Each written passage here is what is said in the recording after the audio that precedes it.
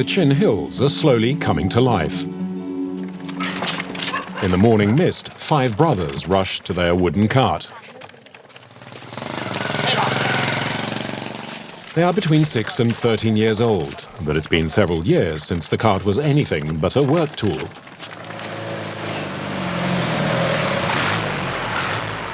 The Chin brothers deliver wood to the villagers.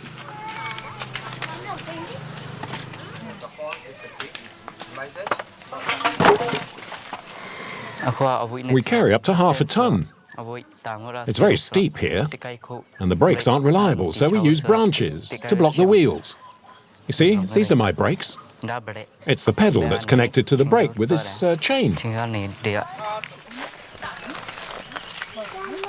Their father made the cart as best he could. Yet there are brakes, a steering wheel, axles, and real car tires. I've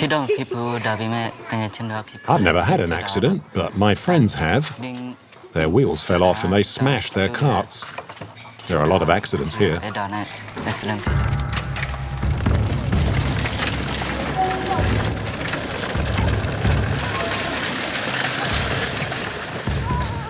3-kilometer journey downhill is anything but safe.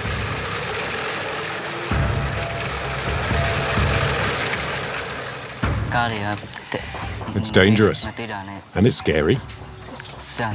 On the turns, the trucks can't see us, and it's very difficult to avoid them.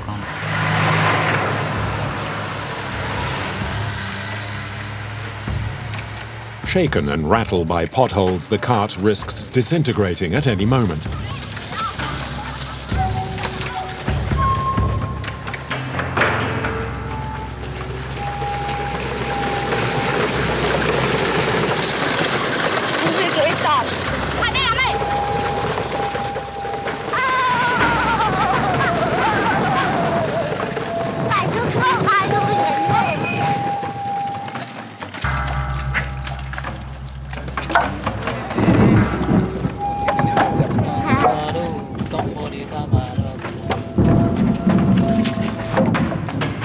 The wood will sell for €2, barely enough for a few meals.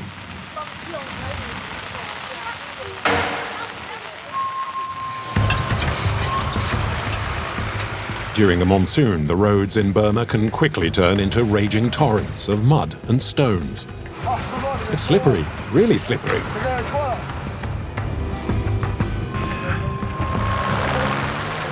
Take the plank right now.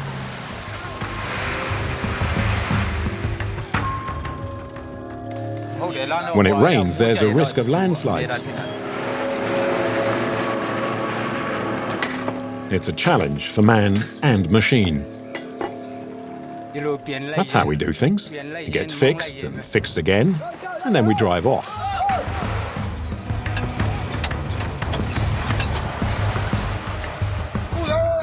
My body aches all over. I'm exhausted.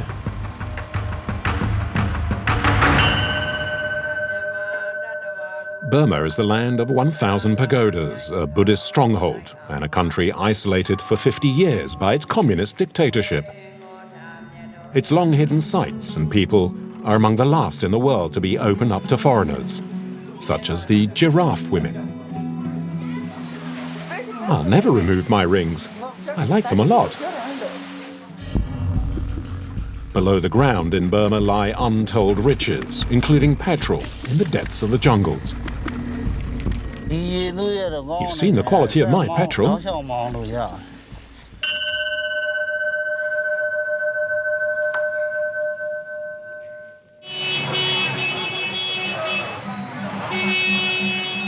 Mandalay is the capital of the north. Population 1 million, the country's second largest city.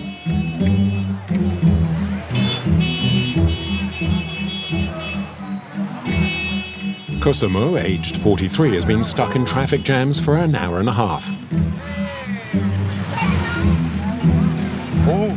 Since the end of the dictatorship, the number of cars and motorbikes has increased dramatically. Look, the motorbikes are coming like that, yeah? So I have to be careful, yeah? The road is very narrow, and that's a parking area on the right side too, so we cannot drive well, yeah? Kosomo is a guide and is looking to find a new tourist circuit.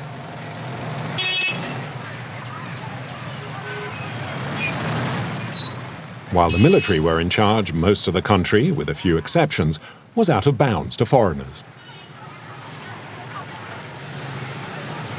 I'm going to is a northern country, what the tourists never been there yet. Now it's become better. We can have the permission and we can go.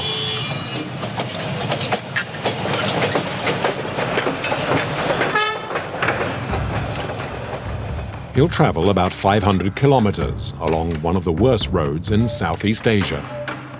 It crosses the north of the country, the Chin Mountains, to reach Ridil Lake on the Indian border, the final destination.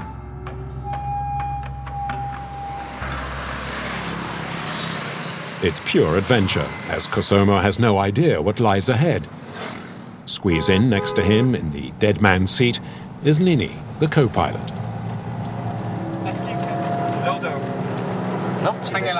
Wait, the motorbike's heading straight for us. A bit more. Not now. Okay. Driving in Burma requires a cool head, as only the passenger can see what's coming. There's a car. And all because 40 years ago, the Burmese dictator decided, on his astrologer's advice, that everyone would no longer drive on the left, but on the right. You see, the wheel is on my right side. I have to pass. I have to pass this truck up from the left, but I cannot see. So I need someone. If I have to drive alone, myself, yeah, like that, I cannot. It's very dangerous or take long time. There's a car. There's a car. The dictator's astrologer forgot one detail, however. The cars are imported from Singapore, which drives on the left. Okay, go slowly now. We can overtake. There's nothing. Yeah, you know. Is it okay now? Come on. Okay, go on. There's nobody. Now.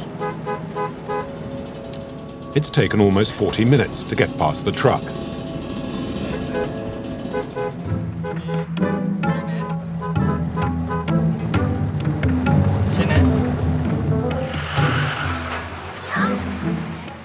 In 6 hours, Kosomo has covered just 60 kilometers.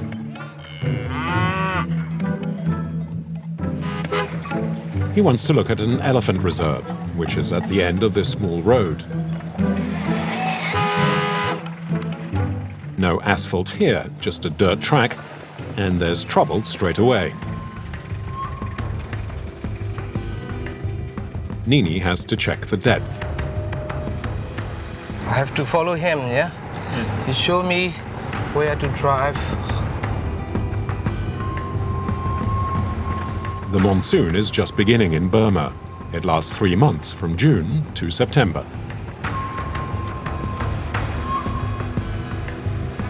We are lucky now because no rain, dry, less water, so that we can keep driving on this road, yeah? But their luck soon changes. 300 meters further up, a small brook has become a large river.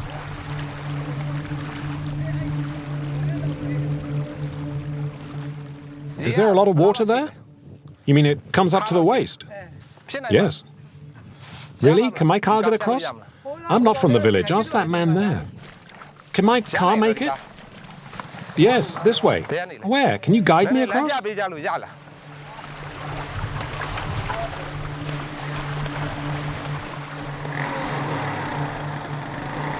And today we have to do quicker because it's raining sooner or later because there is a cloudy a lot. So if we have the rain later, it might have more water problem. Torrential rain will make the river impassable. But it's the only way to the elephant sanctuary. Kosomo has no choice, so you'll have to find a solution.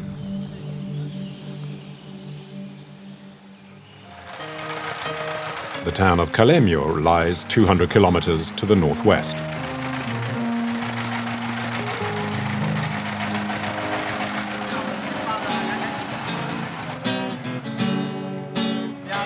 half a century, no foreigner ever came here. The town was frozen in time. The cars here date from the Second World War.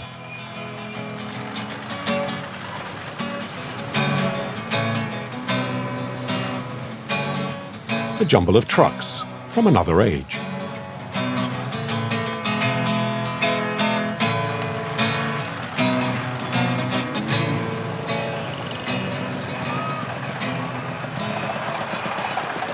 Amongst the rusting, clanking parts, some spanking new Jeeps.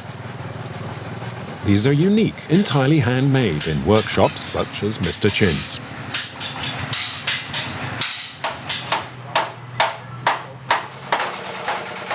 He's crazy about mechanics. With a dozen other workers, he can make anything.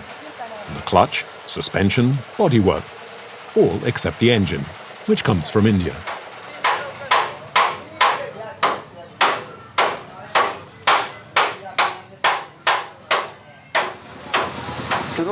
It takes us about 3 months to build the frame and then put the motor in. At that rate, Mr. Chin's workshop can produce just 9 Jeeps a year.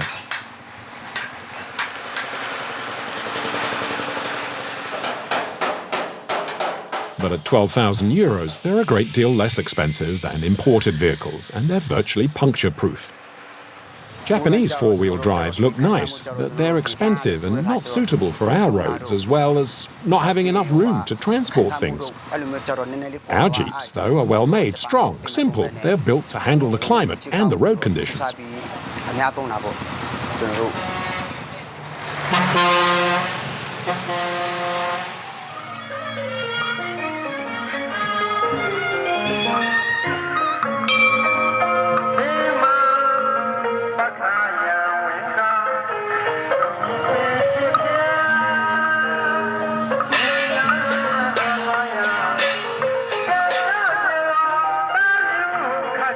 Once a week in Moniwa, like in every town in Burma, trainee Buddhists go begging.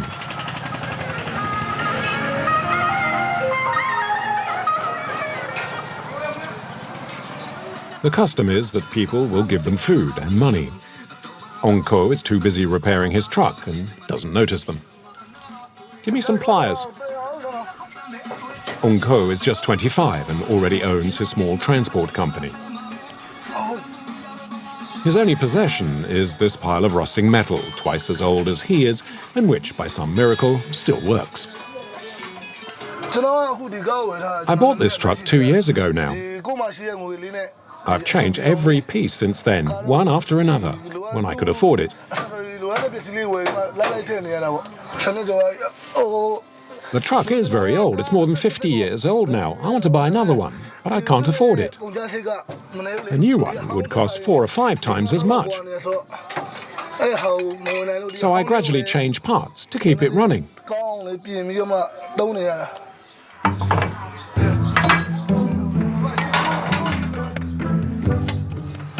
Careful, don't hurt yourself. Okay, take the belt out. I'll lower the box. Give me a wedge to keep it there. Unko has removed the engine to repair the clutch and the gearbox. Okay, it's moving. It's frustrating work. Every time he dismantles one piece, he finds another problem.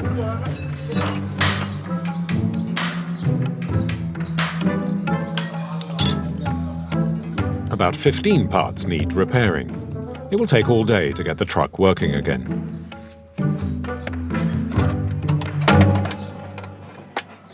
I know my truck isn't the most attractive thing. It doesn't have a nice paint job, but at least it works well.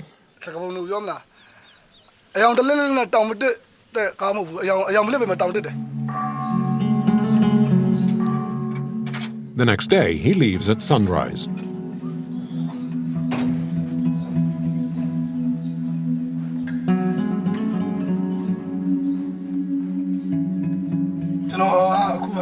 I pray to Buddha, and for my parents too. I really think it helps me make my journey without trouble. And that's why every time I'm about to leave, it's the first thing I do.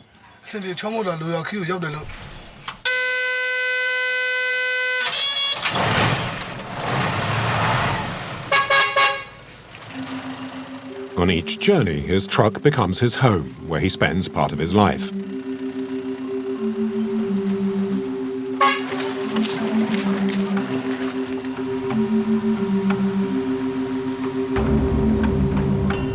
Like at home, he removes his shoes before getting in.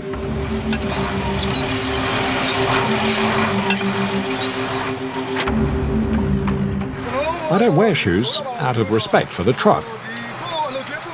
We Buddhists believe anything that helps you live is beneficial. The truck allows me to live, so it's a benefactor. So I never wear shoes in the cabin or even in the trailer. And besides, if I did wear shoes, I wouldn't be able to feel the pedals, would I?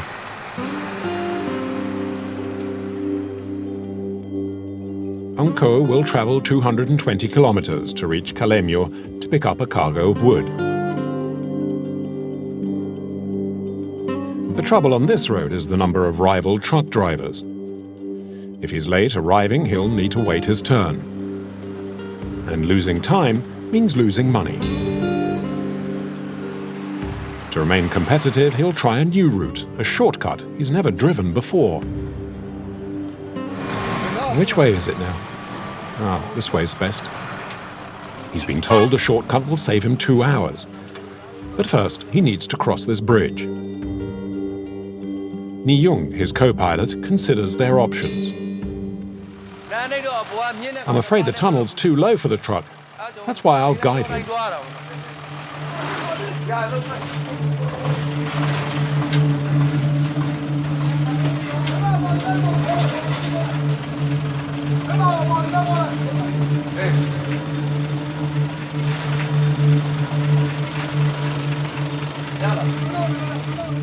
It's a matter of inches.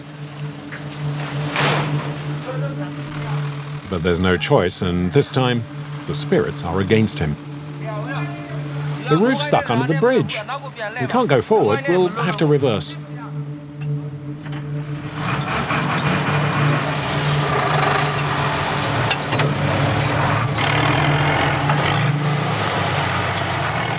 Unko has to turn back, but his troubles are only just beginning. His ancient truck doesn't have front-wheel traction, and he ends up in the ditch.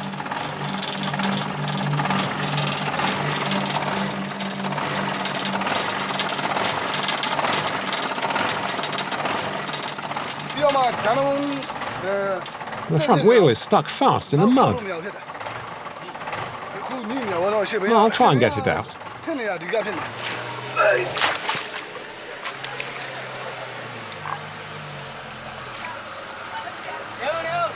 Try as they might together, it's impossible.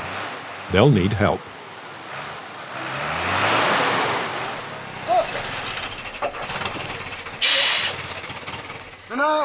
Can you help? My front wheel's stuck. Hang on, I'll get a cable to pull you out.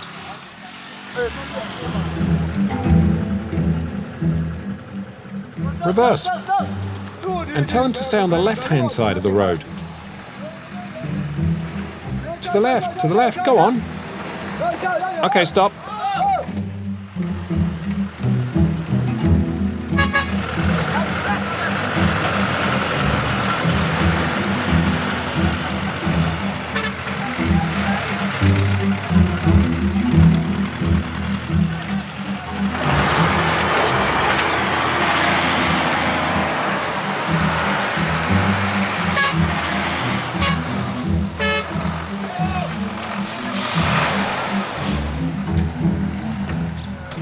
Shortcuts are great for saving time, but not always. In fact, his shortcut has cost him 2 hours.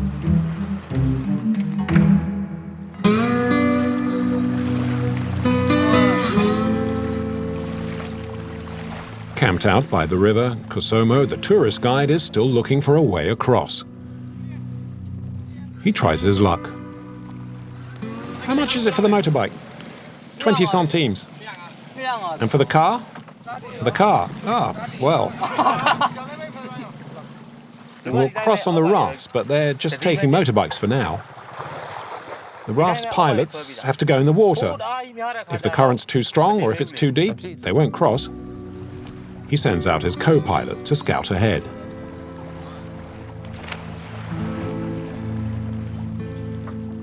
Are there rocks below? Nini, are there rocks? No, it's sand. It is less water, but the problem is the ground. The ground is no stone. It is only sand and muddy. So sometimes, if you lost the way, your car can be stuck inside. We cannot move at all. Two locals offer up a solution. They know the terrain and also know there's a narrow passage. It's the only place where the water's not too deep and the ground firm enough to bear the weight of a car.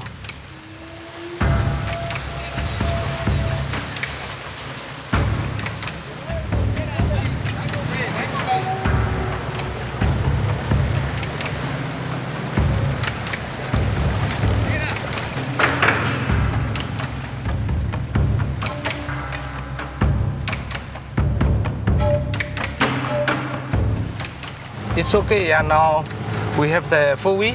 It's working well. This rain, this weather, this road, yeah, we need to have the 4-wheel. Otherwise, we can't do it, yeah. Kosomo is not far from the elephant park. There are about 10,000 elephants in Burma.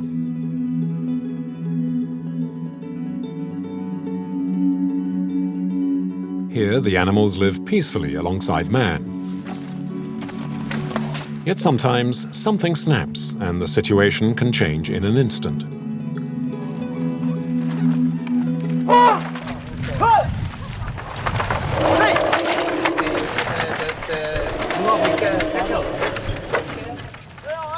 One elephant is causing panic among the farmers.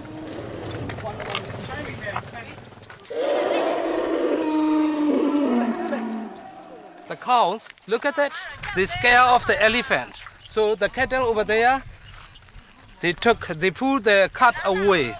They're trying to run away from the elephant, near from the elephant, and you see, it's an accident.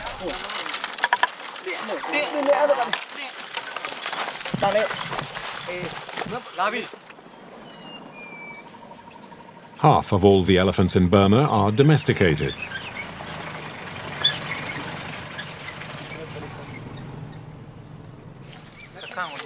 Inside Kasapa Park, run by the government, there are about 30 living more or less freely. Each elephant has its own name.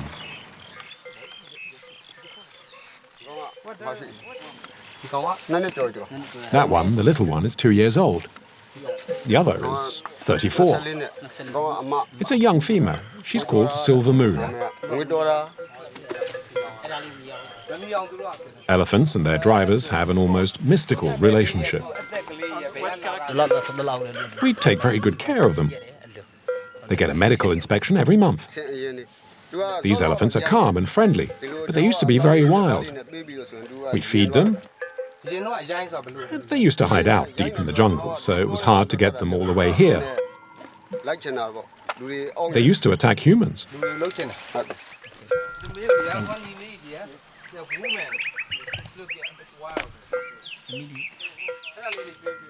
While most Burmese elephants work in the forest, those in Kasapa are lucky. For decades now, they've been protected from modern civilization.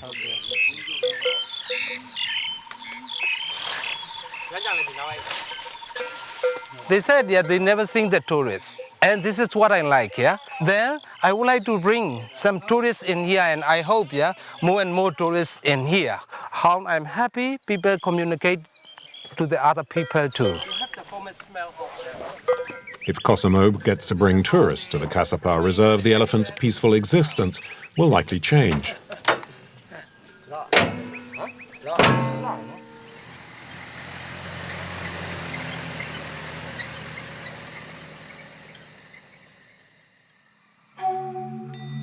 There is one place in Burma where the horizon separates water and sky.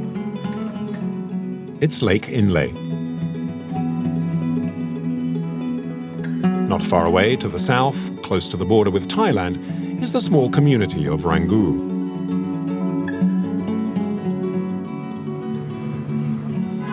A village in the middle of nowhere. It's home to the Padang, an exceptional people.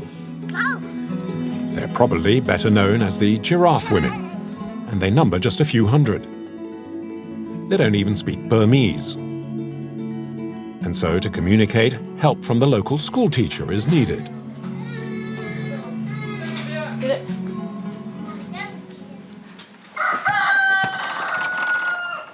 Modu is 28. She never had a choice. From the age of 8, she was a giraffe woman. After giving birth to her second child 6 months earlier, she was allowed to remove her neck coils for a short time.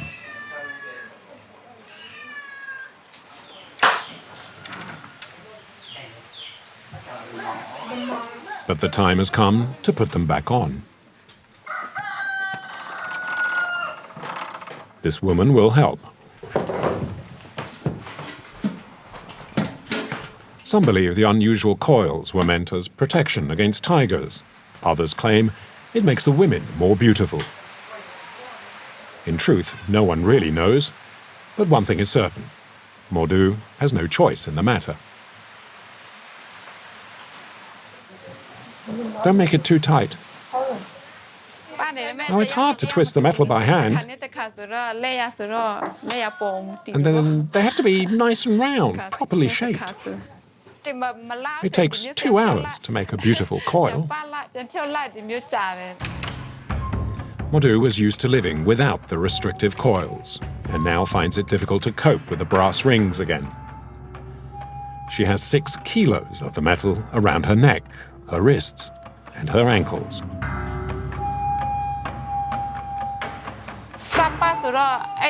When you first wear the rings, it's not good. You get a neck ache, and then you get used to it, and it doesn't hurt anymore.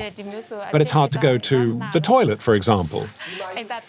It's not practical, with all the coils around your legs. As each ring is added, it's like a noose tightening around her. Careful, you're hurting me. You're pulling too tight.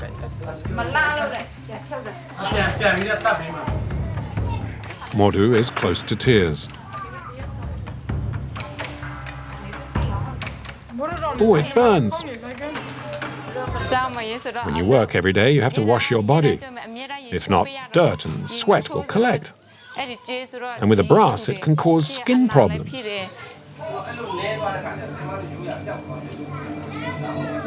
The 16th ring is placed around her neck. Some giraffe women have as many as 28.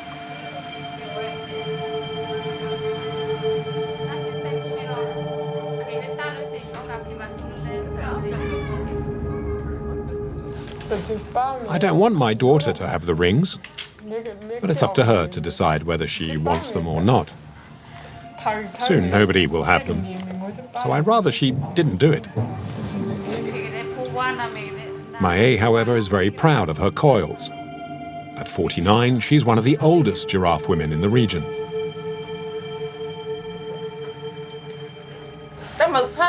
My grandmother had them, and I thought she looked beautiful. The first time I had them on, it was very painful. But I don't know, I liked them and wanted more. I'll never take them off. I like them a lot. I want to die with them on. In these remote parts of Burma, the giraffe women of Rangu are the last to carry on the tradition.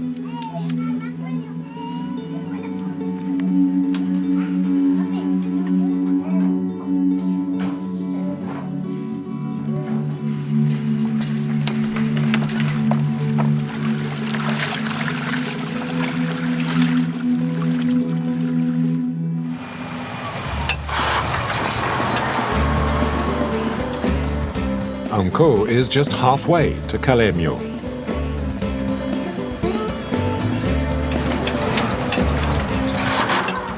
It's tough. You need a lot of power, and you have to be strong. Driving in these conditions makes me ache, especially my arms. Turning the wheel, changing gears, you need strength for that. He's taken another route again, which, in theory, should make up the time he lost earlier. In theory. That's the way we need to go. Down there.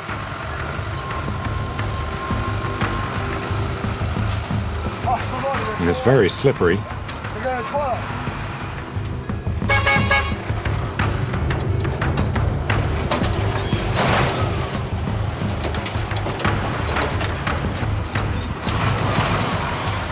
Keep coming, keep coming.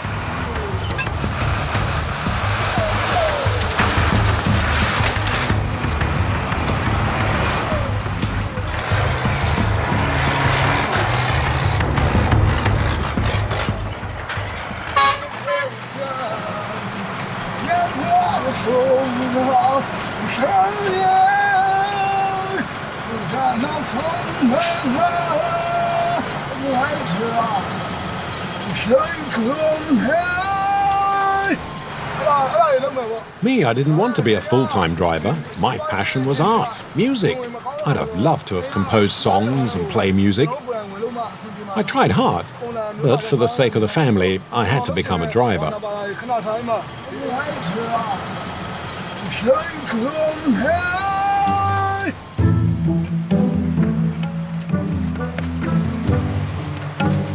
On Anko's old truck, the engine's ticking over nicely, but the shock absorbers gave up the ghost a long time ago. Worn out by all the shaking and bumps, Anko is exhausted.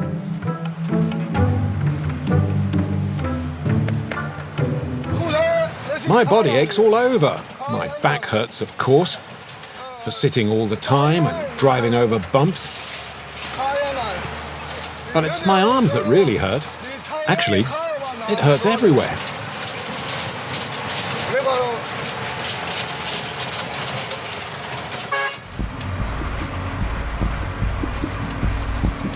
Fatigue gets the better of him, and Anko takes a rest.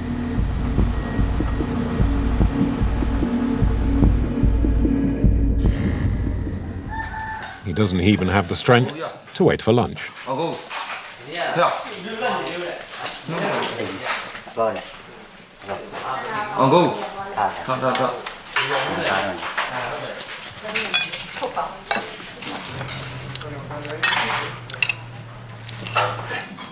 Anko has recovered, but he's also wasted 40 minutes. He's determined to arrive before nightfall. Another 8 hours to go.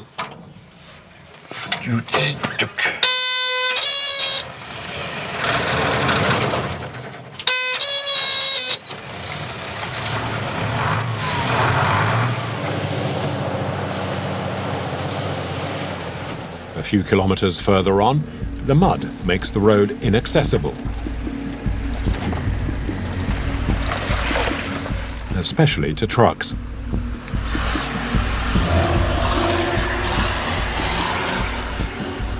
This one's from Kalemyo, which is where Anko is heading. He asks for news, and the driver advises him not to take this route. This road is hell. I lost a tire and had to replace it. With all the turns and mud, the tires don't last for long. I was stuck for 4 or 5 days. There are cars that are broken down and others that have been submerged. You can really get stuck.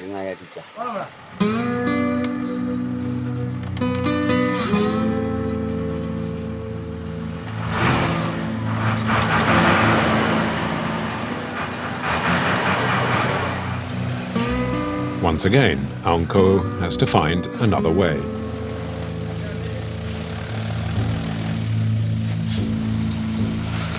Keep going.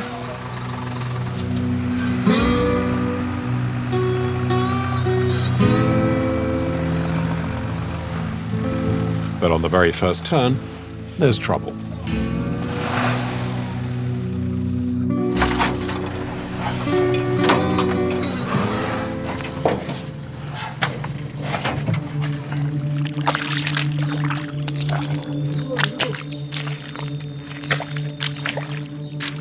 Already with your own weight you sink, so you can imagine with a truck. I can't see any cars. If you get bogged down here, it could be for a month. And it's worse if it rains. I think we ought to start up again. Nini, walk along. No, it's no good.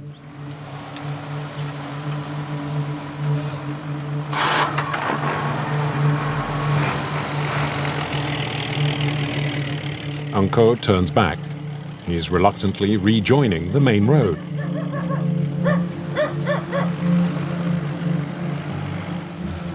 He doesn't want to take any more risks, and once again a shortcut costs him precious time.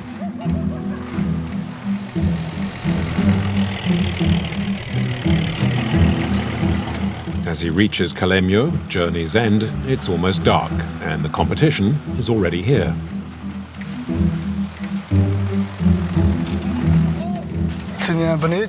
Now I need to register at the cargo office, so I can load up when it's my turn. You never know how long that will take. The delay can drag on for a day, even 2 or 3, before he can load up with the timber. If all goes well, he'll earn €250, enough to provide for his family for several weeks.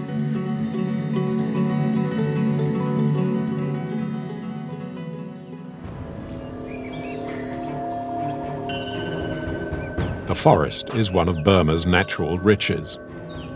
The country has among the greatest resources anywhere on the planet. Minerals, precious stones, gas, and oil.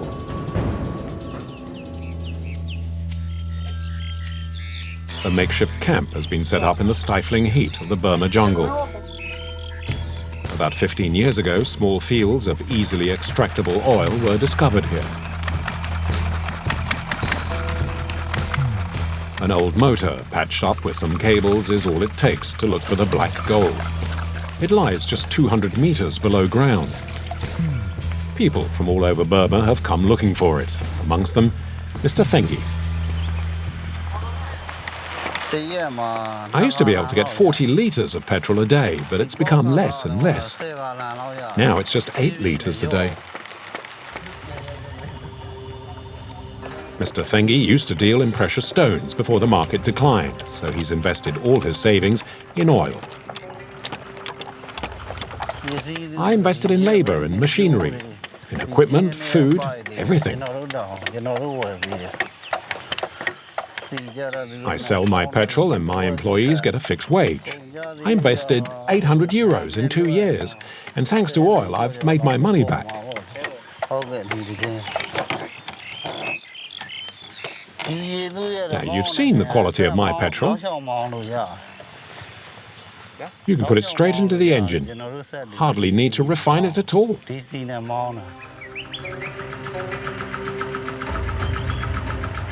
There isn't enough oil to interest the big multinationals or the state, and they leave it for the people to reap the benefits.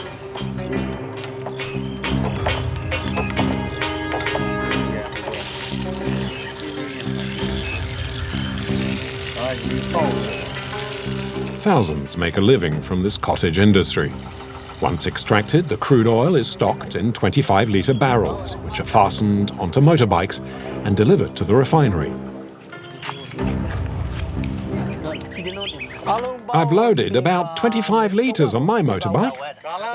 If it's dry and the road's good, I won't fall off.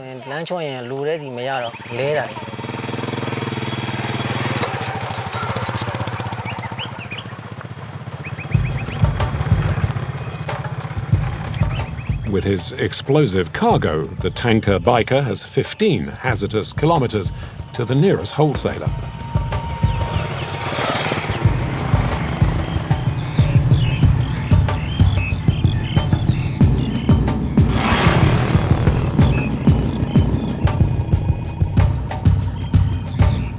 He earns 2,500 Burmese kyats for each trip, about €2.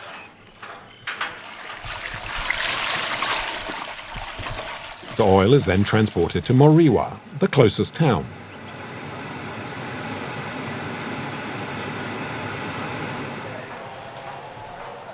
This is the refinery. No chimneys, no giant reservoirs, just petrol cans. The owner insists his product is as good as any of the big companies and much cheaper. Our petrol is sold all over Burma. We deliver it everywhere, even to the big cities, such as Yangon and Mandalay. A lot of people use our petrol.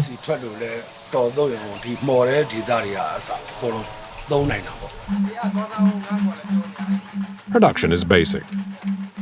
The petrol is heated in a large vat. As it heats up, the crude oil turns into gas and, when cooled, resumes its liquid form. The lighter it is, the better its quality. Look at the color. It's yellow. But soon it will become clean and clear. It's good petrol, and we'll refine it still further.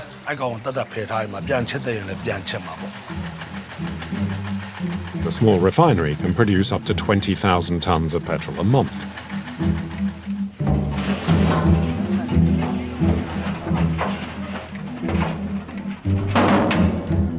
It will sell for about 75 cents a litre, twice as cheap as in Europe.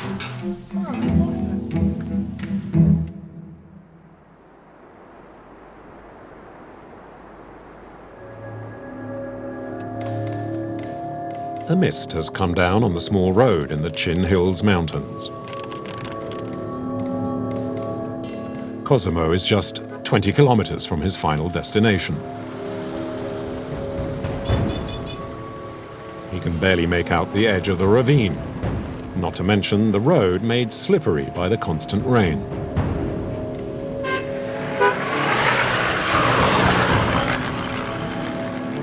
We cannot see what the cart is coming from the other side, because some of the tents are really, hairpin tan, and we cannot see from one to another side, yeah?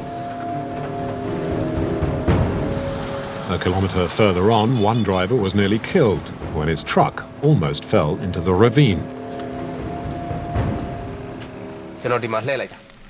I was making my turn right here when the clutch and the brakes gave way. The engine stopped suddenly. And that's why my truck ended up like this. I skidded and almost went over the edge.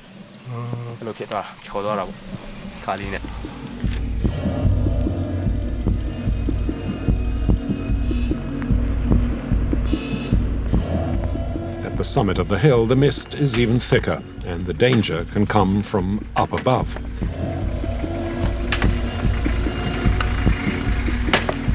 The ground is not really strong enough, and the land can be fell down, and the car can be happen the accident too. Like convicts in a chain gang, the repair crews attack the rocks with sledgehammers. It's a titanic task, as just a few hundred meters away, the mountain has spilt over onto the road, which is now completely blocked.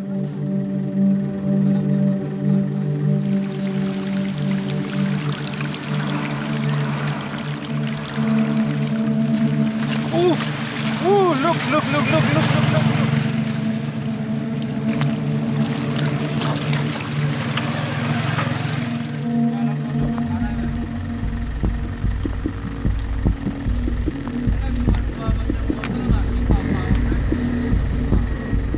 The road is blocked. Yeah, you see the cars are here. This kind of the cars are blocked, and on the other side too, some of the cars, our cars are coming here, and they all were blocked. Look.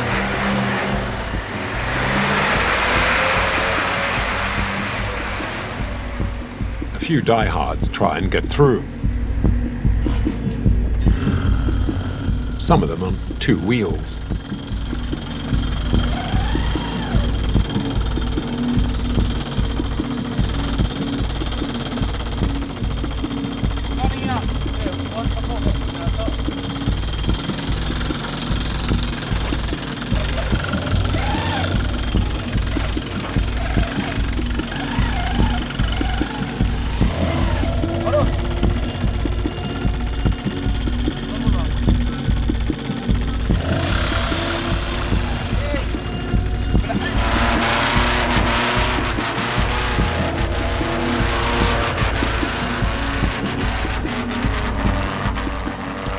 They never know how long they have to wait for. So everybody is taking the risk to fly.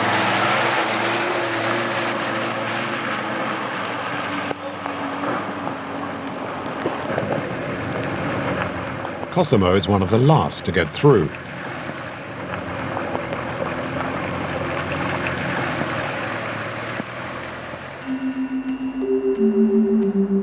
The mountain fog is finally lifting. Towards late morning, Kosomo reaches the village of Zozam. It's the last stop before Redil Lake. The villagers are surprised. It's the first time they've seen foreigners. This area has seemed to be opened very recently, so that they don't see tourists, or they never seen the tourists. So what I think is that if we can bring some more tourists, I think people will be happy to see. But the only problem is how to be here. The road is really difficult.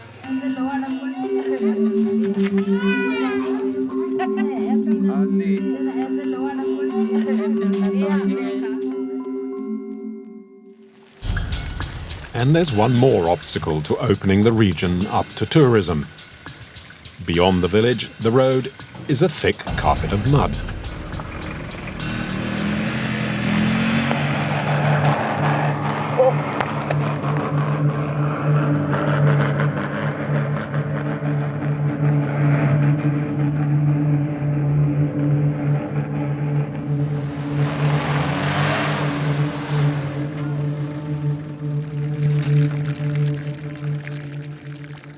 You have to move the plates.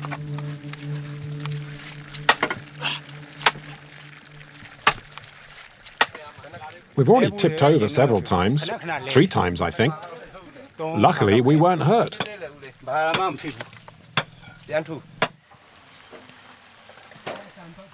We raised the truck back onto its wheels, and then we carried on. We do whatever it takes. The iron plates can go under the tyres so we can get through. We'll reposition them and drive on.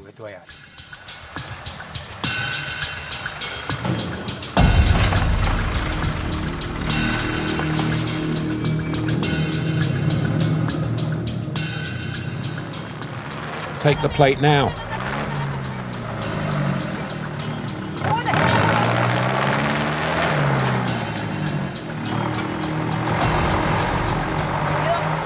The plate. Put it on this side. The gearbox is broken.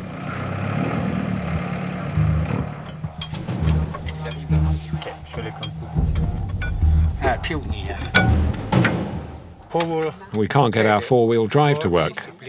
We'll have to take off the ball joints and reposition them properly, and then we'll be off. That's how we do things here. We fix things over and over again, and then we can drive.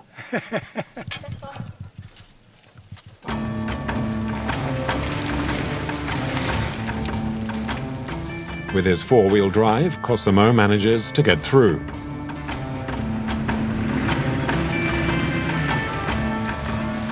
Redil Lake is only 20 kilometers away. But the further he goes, the worse the conditions become. And now it also threatens to rain. If it rains, how's the road?